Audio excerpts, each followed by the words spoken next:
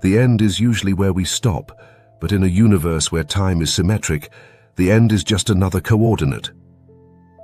Samir stood over the shattered glass, his heart hammering against his ribs, knowing exactly how it broke before it fell. He had remembered the sound of the crash 3 days ago, a sharp, distinct memory of a future event. It wasn't a prediction or a guess. It was a memory, as vivid and real as his childhood. Samir wasn't a psychic. He was a data analyst who dealt in probabilities, standard deviations, and predictive models. He didn't believe in magic. He believed in patterns. But the pattern he was seeing now defied every law of physics he knew. It started with a migraine and a smell of burnt toast, followed by a montage of rapid images, a car crash, a red umbrella, a specific lottery number. These memories didn't feel like predictions. They felt like recall, heavy, textured, and emotional. He started a journal to prove he was going insane, writing down specific details like, "The 8:05 train will be delayed by a signal failure." He noted that a woman in a green coat would drop her phone on the platform, and the screen would crack in a spiderweb pattern.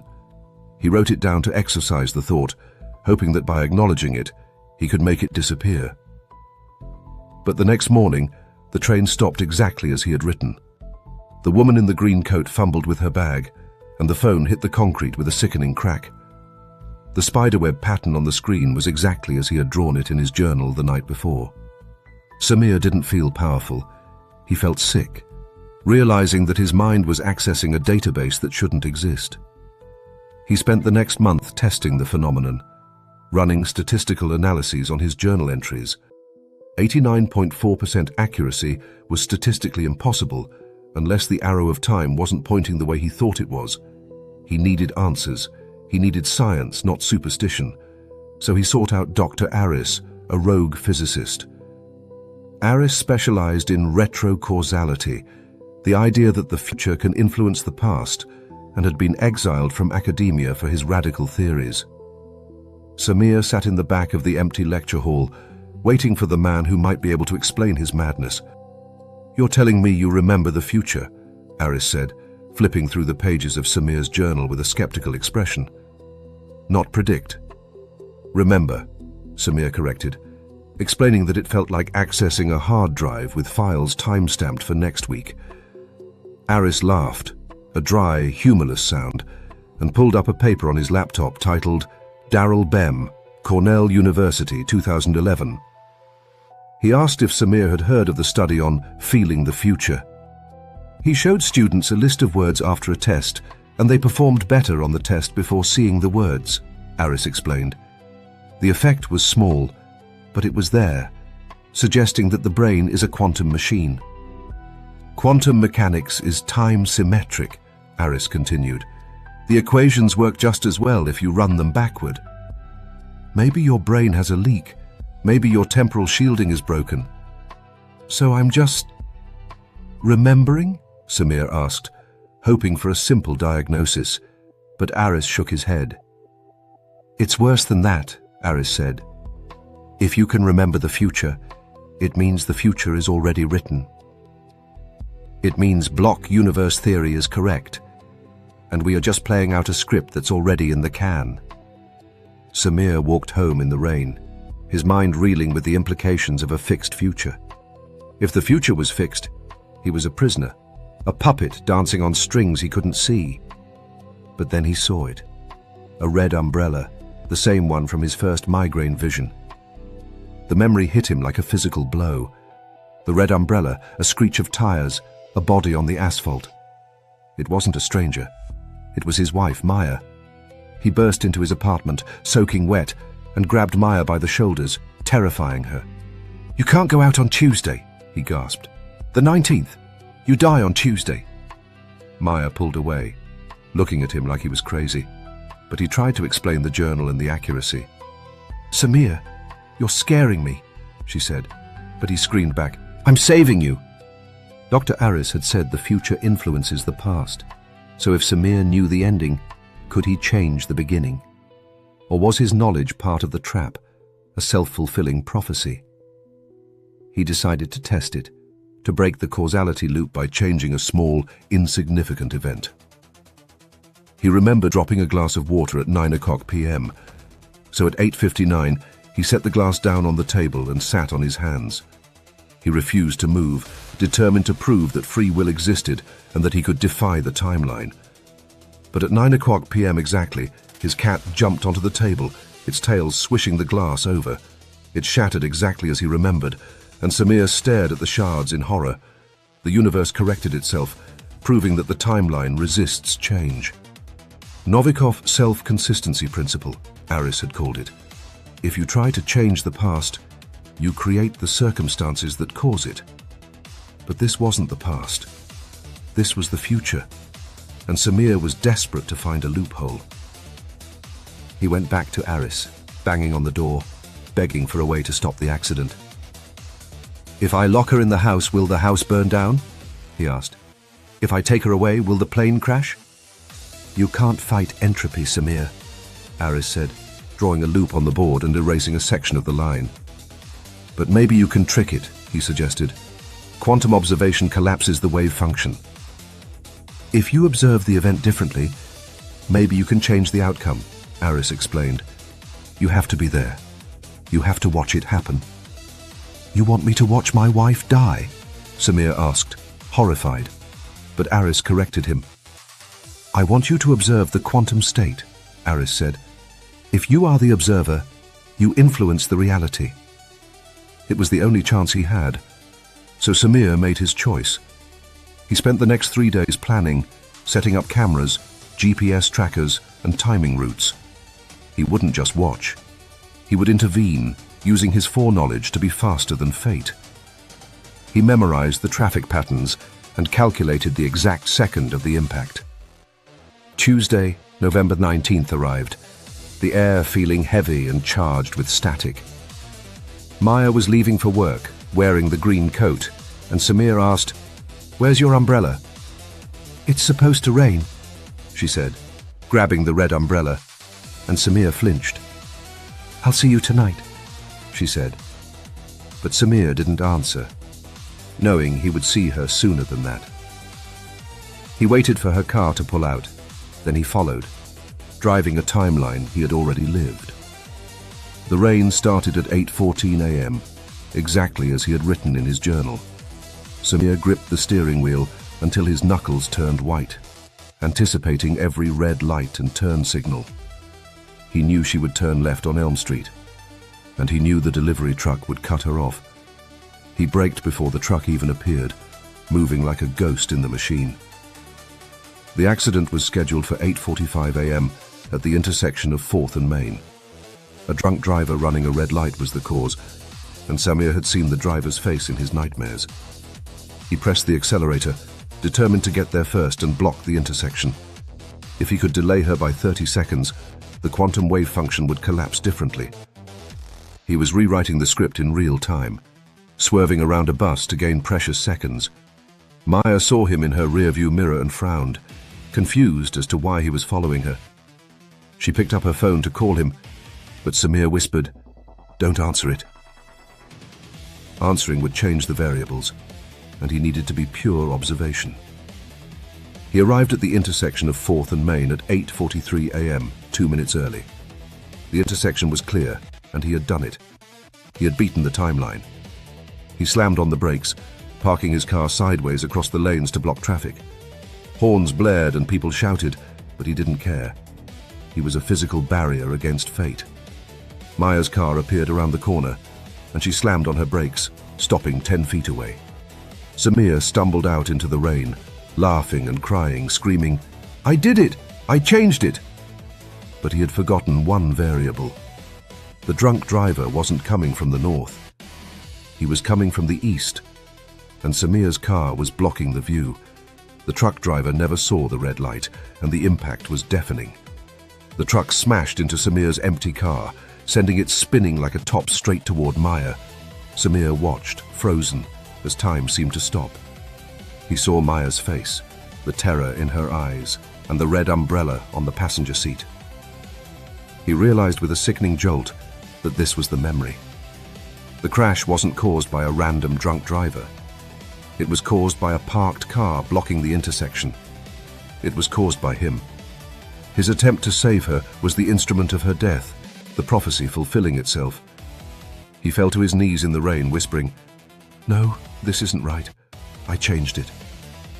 But the universe didn't care about his intentions, and the sirens wailed in the distance.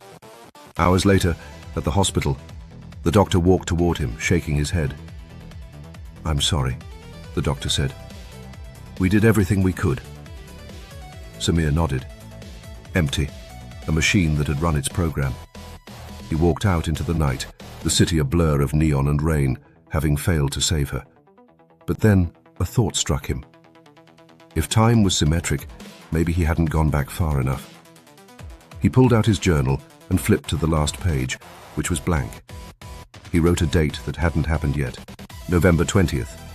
But instead of a prediction, he wrote a command: "Wake up." He stared at the words, and the ink started to bleed upward, defying gravity. He wasn't writing to his future self. He was writing to his past self, sending a signal back down the timeline. Remember the coffee cup that unshattered? That wasn't a metaphor. That was physics. Samir closed his eyes and pushed his consciousness against the flow of time, using the grief as fuel. He focused on the moment before the crash, before the rain, before the journal. He gasped, air filling his lungs, and sunlight hit his face. He was in his bed, and the clock read 7 a.m. Samir sat up, gasping for air, drenched in sweat. Maya walked into the bedroom with coffee, smiling and alive. He grabbed her, burying his face in her hair, whispering, "I love you. Don't leave." She laughed, confused but pleased, and said she was just going to work. Work?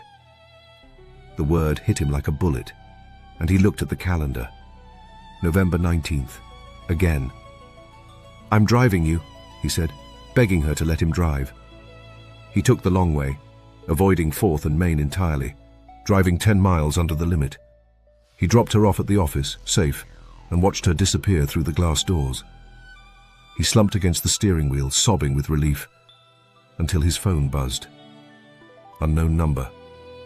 The message was short. Subject 894. Deviation detected. Correction initiated. Before he could process the words, the world flickered, buildings dissolving into wireframes for a split second. A loud explosion shook the ground, and smoke billowed from the office tower Maya had just entered. Gas leak. Explosion. She was gone. Again. He stormed into Aris's lab, screaming, "You knew! You knew it wouldn't work!" Aris didn't look up from his chalkboard, where he was drawing a circle. "I told you, Samir," Aris said softly. "The universe is self-correcting. Entropy always increases.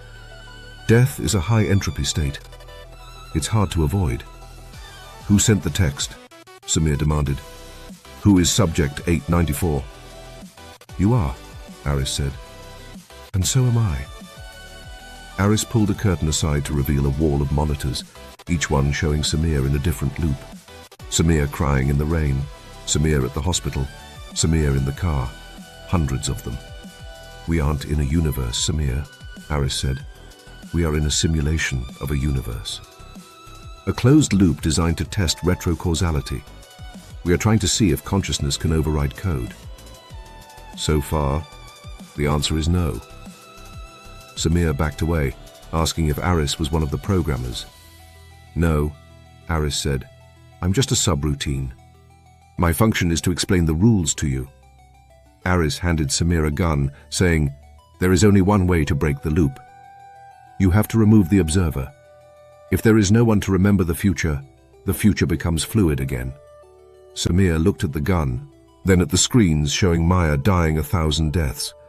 Because he was there to watch it, his observation collapsed the wave function into tragedy. "If I die, she lives?" he asked. "Maybe," Aris said. "Or maybe the simulation just resets." Samir closed his eyes and pulled the trigger. Darkness. Silence. Absolute zero. Then, a hum. A familiar electronic hum, like a hard drive spinning up. Text scrolled across the void. "System reset. Iteration 895. Memory wipe. Failed. Samir opened his eyes. He was standing in his kitchen and a coffee cup slipped from his hand. He watched it fall, knowing exactly how it would shatter. But this time, he didn't watch. He moved. Faster than thought, faster than causality, he caught the cup an inch from the floor. He caught the cup not because he remembered it falling, but because he remembered catching it. In iteration 894, he had watched it break. In iteration 895, he decided to rewrite the code. He looked around the kitchen, and everything was frozen in time. Dust motes suspended in the air. The clock on the wall was frozen at 7:00 too. He wasn't just remembering the future anymore. He was remembering the source code. He walked out the door into a frozen world, birds hanging in the sky, cars like statues. He walked to the intersection of 4th and Main, which was empty. He stood in the center of the intersection and closed his eyes. He didn't need a journal or a physicist. He needed to access the admin console. System override, he whispered. User, subject 894.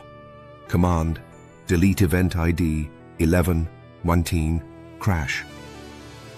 The air around him shimmered, and the simulation fought back. The sky turned to static, and the buildings dissolved into wireframes. A voice boomed, "Unauthorized access, terminating subject." Samir laughed, his eyes glowing with blue code. "You can't terminate me," he said. "I'm not a user anymore. I'm the virus." He snapped his fingers, and the world reassembled instantly, but different. Brighter, sharper, the air smelling of ozone and rain. The date on a nearby billboard changed to November 20th. He had skipped the 19th entirely. He had deleted the day she died. He walked back to his apartment, his heart pounding, and opened the door. Maya was there, but she wasn't the Maya he remembered. She had grey streaks in her hair and looked tired. "You're finally back," she said. "You've been in a coma for 20 years, Samir." The real memory hit him. He hadn't saved her by rewriting time. He had saved her by taking her place. In the original timeline, he was the one driving. He was the one who crashed. The last 20 years, the loops, the journal, Aris, were a dream, a simulation running in a dying brain. "They said you'd never wake up," she cried. "But I knew you were fighting." Samir looked at her. She was real, warm skin, no pixels, no code. "I remember," he whispered. "I remember tomorrow. And it's beautiful." But then, why did the doctor look like Aris? Why was the date on the wall November 19th? Why was there a red umbrella in the corner? Samir looked at the camera. "At you." "Because the dream isn't over," he said. "We just woke up into the next layer." The screen flickered. Simulation level 2. Active. Subject awareness, 100%. Proceed to level 3. And that's when you realize this story wasn't about a man predicting the future. It was about a man remembering the past. Because in a block universe, they are the exact same thing. The end is usually where we stop. But in a universe where time is symmetric, the end is just the beginning. I am Think Glent. Keep thinking.